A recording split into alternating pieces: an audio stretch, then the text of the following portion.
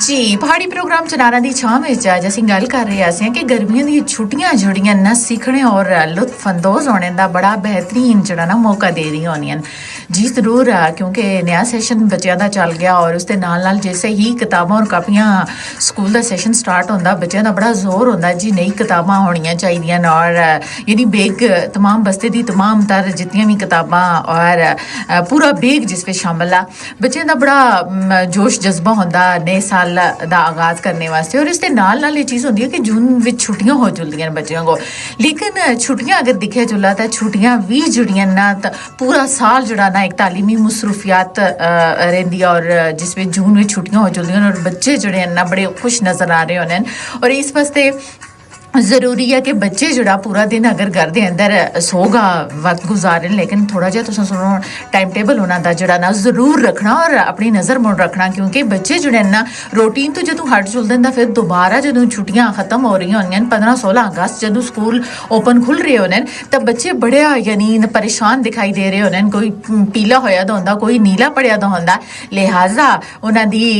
यानी पढ़ने की रूटीन जी है ना एक टाइम टेबल तुसीं सुन लाजमी सैट करना अगर असी टाइम टेबल सैट करके बच्चे को ना दैसा तो मजीद बच्चा जोड़ा ना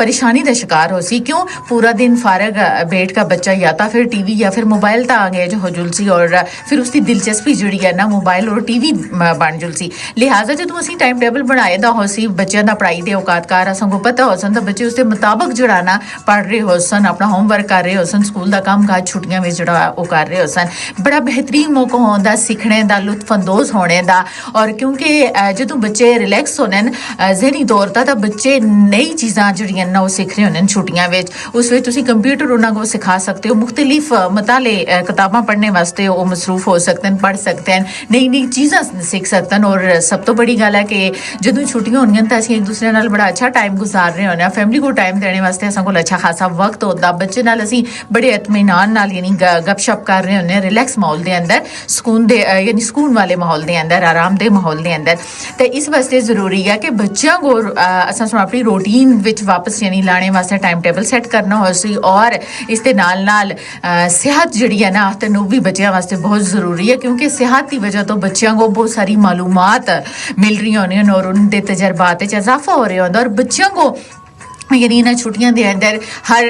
ऐसी छोटी जरूर यानी उन्होंने मशागल जरूर होने चाहिए जिस विच उन्होंने सलाहियतां जड़ियां ना वो सामने आ जुलन यानी सलाहियतां निखारने वास्ते भी गर्मियां दा मौसम जोड़ा और गर्मियां दे नाल इस मौसम में जो छुट्टियां जड़ियां ना सलाहियतां निखारने वास्ते भी बड़ा बेहतरीन वक्त है इस वास्ते ज़रूरत इस अमर दी है कि असं अपने बच्चों को मुख्तलिफ सिर्फ किताबी कीड़ा ही ना बनावा बल्कि उन्होंने को बाहर के तजर्बात भी जोड़ा ना